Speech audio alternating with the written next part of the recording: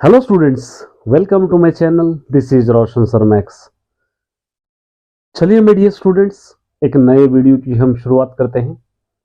जैसे आप सभी को पता है, एवरी संडे मैं एक आपके लिए मोटिवेशनल स्पीच अपलोड करता हूं, मोटिवेशनल वीडियो अपलोड करता हूं। लेकिन इस संडे कुछ वजूहत की वजह से नहीं कर पाया, मुझको थोड़ा पर्सनल काम था। चलिए वो वीडियो आप में कर देता हूँ। माय डियर स्टूडेंट्स, जैसे जैसे दिन गुजरते जा रहे हैं वैसा वैसा हमारा प्रेशर भी बढ़ता जा रहा है। कई स्टूडेंट्स सोच रहे हैं कि एग्जाम्स हमारे बहुत ही करीब आ रहे हैं, हमने कुछ अभी किया ही नहीं, हमने अभी कुछ स्टार्ट ही नहीं किया, कैसे पढ़े, क्या करें। ये बहुत सारे क्वेश्चंस हमारे माइंड में इस वक्त सताते रहते हैं, क्योंकि दिसंबर चल रहा है।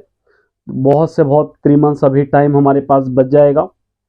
जितना भी आपको करना है वो 3 मंथ्स में आपको कंप्लीट करना है। देखिए मैं डियर स्टूडेंट्स, अभी हमको एक ग्राफ बनाना है। अभी उतना टाइम नहीं रहा कि ग्राफ, शायद हम पहले से इस ग्राफ पर मेहनत करते तो शायद हम इस ग्राफ पे प्रॉपरली प्रैक्टिकली हम करे जैसा होता था, लेकिन अभी मेहनत नहीं की। देखिए पहले हम लोग यहां पर थे, ये पूर यहां पर थे हम लोग।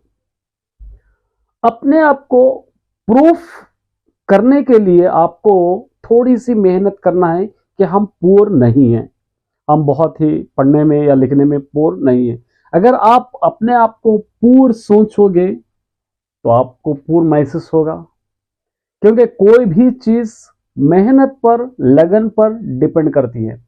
अपने आप को प्रूफ करने से बेहतर, पुअर करने से बेहतर है, पुअर कह लेने से बेहतर है कि आपको क्या करना है, नेक्स्ट स्टेप आगे बढ़ना है। यहां तक आपको लाना है एवरेज, ये एवरेज में आपको लाना है। अगर स्टार्टिंग से आप लेते तो शायद आपको 3 मंथ्स आपको टाइम लगता कि अपने आप को प्रूफ करने के लिए। नेक्स्ट 3 मंथ्स आप इसको देते एवरेज के लिए, या 2 मंथ्स आप लोग देते एवरेज के लिए। उसके बाद आपको एवरेज से आना चाहिए गुड, यहां पर आना चाहिए। कब बन पाएगा ये? अगर आप थोड़ी सी मेहनत यहां पर, अगर आप यहां से यहां तक पहुंचने के लिए, यहां तक पहुंचने के लिए आपको 50% मेहनत करना होगा। यहां से यहां तक पहुंचने के लिए 25, मतलब आपको टोटल 75% आपको मेहनत करना पड़ेगा अगर एवरेज से आप गुड में आना चाहते हैं। आप सोचिए, आपको ये खत्म हो गया पूर, अपने आप को पूर कहना आप छोड़ दिए, अब आप एवरेज में हैं। 1 मंथ 2 मंथ आप टाइम ले सकते हैं यहां से यहां तक आपको लाने के लिए, गुड में लाने के लिए। अब गुड लास्ट स्टेज नहीं है। आप लोग ये सेटिस्फाई करके नहीं बैठना है कि हम तो गुड में हैं, हम कैसे भी पास हो जाएंगे, हमको अच्छे मार्क्स आए। नहीं, एक और स्टेप आगे आपको बढ़ना है, आपको यहां पर आना है एक्सलेंट। ये 4 स्टेजेस है आपकी स्टडी को डिसाइड करने वाले। अब आपको सोचना है इसमें पूर बनकर ही रहना है या एवरेज में। अभी भी आपके पास टाइम है। अगर आप पूर है, मेहनत कीजिए एवरेज में आने की। एवरेज में आएंगे तो कॉन्फिडेंस बन जाएगा, मेहनत कीजिए गुड में आने की। गुड में आने के बाद आपको बन जाएगा एक्सेलेंट। ये 4 ग्राफ को आपको स्मॉल, आपको शेड्यूल्स में डिवाइड कर लेना है। Small schedules, 15 days, 20 days, 1 month का, इस तरह शेड्यूल आपको डिवाइड करके इस ग्राफ को आपको आगे बढ़ाना पड़ेगा। ऐसा नहीं है कि एग्जाम्स तक सोचते रहेंगे कि हम पुअर है या हम एवरेज है, हम गुड है। नहीं, एक्सेलेंट। अगर आपको 9.5 मार्क्स, 9+ मार्क्स अगर जीपीए चाहिए तो आपको एक्सेलेंट बनना ही पड़ेगा। ये एक्सेलेंट कहीं पर भी मैजिकल से नहीं होगा, आपकी मेहनत से ही होगा। आप जितना मेहनत करेंगे उतना इसके करीब आएंगे, जितना दूर भागेंगे उतना इसके पास आएंगे। आपको निर्भर करना है, क्योंकि देखिए आपके पास ये ग्राफ को डिवाइड करने के लिए आपके पास 7 सब्जेक्ट है। 7 सब्जेक्ट है, उर्दू या Hindi, Telugu, English, math, science, biology और सोशल स्टडीज। ये 7 सब्जेक्ट में है। मैं जानता हूं एक ग्राफ कंप्लीटली ये 7 सब्जेक्ट के लिए नहीं है। हो सकता है आप मैथ्स, इंग्लिश या उर्दू में एक्सेलेंट होंगे, मैथमेटिक्स, साइंस या सोशल में आपको हो सकता है एवरेज होंगे। कुछ सब्जेक्ट आपके लिए एक्सेलेंट होगा, कुछ सब्जेक्ट आपके लिए गुड होगा, कुछ सब्जेक्ट आपके लिए एवरेज होगा, कुछ सब्जेक्ट आपके लिए पुअर होगा। लेकिन ये एग्जाम में चलने वाला नहीं है। आपको 7 सब्जेक्ट में भी एक्सेलेंट अगर नहीं कर पाते तो एटलीस्ट गुड आपको होना चाहिए ही चाहिए। कब होगा ये?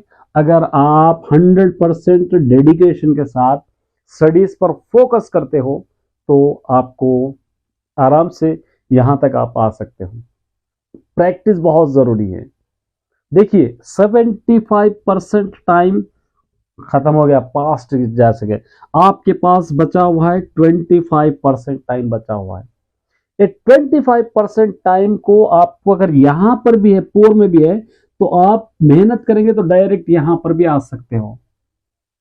कोई कठिनाई या कोई मुश्किल नहीं है, सिर्फ निर्भर करता है, डिपेंड करता है आपकी मेहनत पर। जितना आप मेहनत करोगे उतने इसके करीब आप जाओगे। तो पोर से एक्सेलेंट बनना बहुत आसान है। देखिए अभी आपके पास स्कूल में हो सकता है 90% सिलेबस, 80% सिलेबस, 70% सिलेबस हो गया होगा।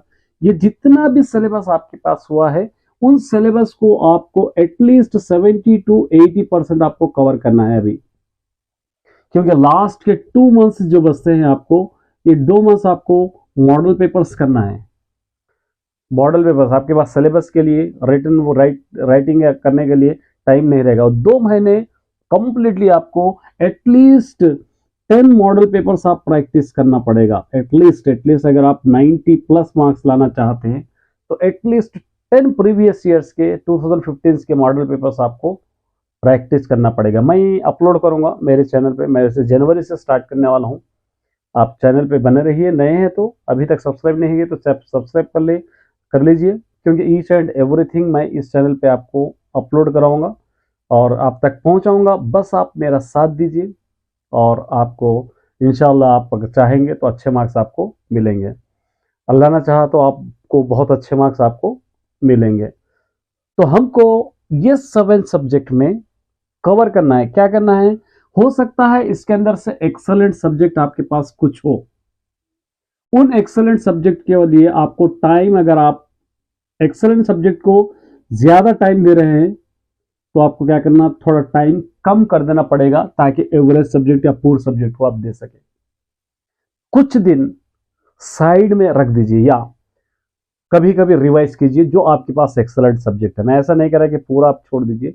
एक्सेलेंट जो सब्जेक्ट है आपके पास, कुछ टाइम आप क्या कर दीजिए, थोड़ा दिन के 8 दिन 10 दिन, इतना कम से कम ये पूरा सब्जेक्ट एवरेज में आ जाए तब तक आप उसको स्टॉप कर सकते हैं या कभी कभी उसका टेस्ट ले सकते हैं। क्योंकि 7 सब्जेक्ट आपके लिए बैलेंसिंग होना बहुत जरूरी है। ये बहुत इंपॉर्टेंट है, बैलेंस करना है आपको 7 सब्जेक्ट को। ऐसा नहीं है कि मैं 2 अच्छा पढ़ूंगा 3 छोड़ दूंगा, 3 अच्छा पढ़ूंगा 2 छोड़ दूंगा, बिल्कुल चलने वाला नहीं है।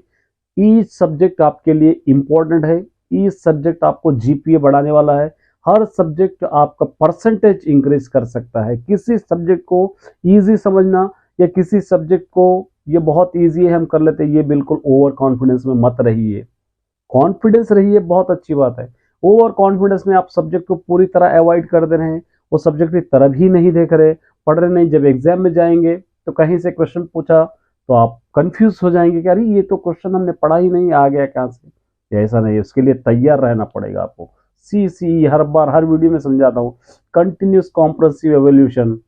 जितना आपने लेसन समझा है उस लेसन में से कहीं से भी कौन से भी टॉपिक पे उठाकर आंसर आपको देना होगा, क्वेश्चन पूछ सकता है। उसके लिए आपको रेडी होना पड़ेगा, उसके लिए ग्राफ पे थोड़ी आपको मेहनत करना पड़ेगा।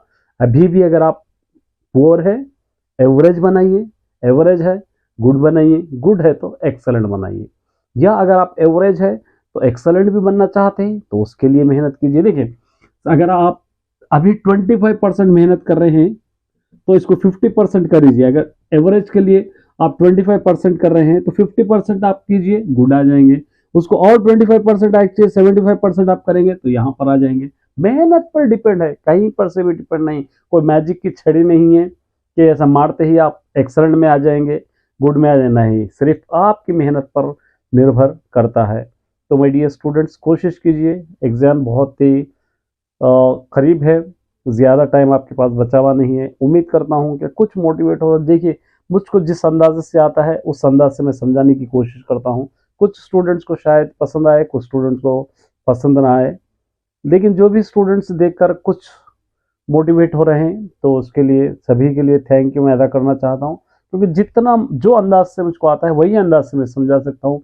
एक्सेलेंट अंदाज या दूसरे मोटिवेटर जैसा मोटिवेट करते हैं, शायद मैं नहीं कर पाता हूँ। जितना मुझको समझ आता है, जितना आप तक पहुँचाना चाहता हूँ, उतना मैं पहुँचाने की कोशिश करता हूँ। All the best my dear student.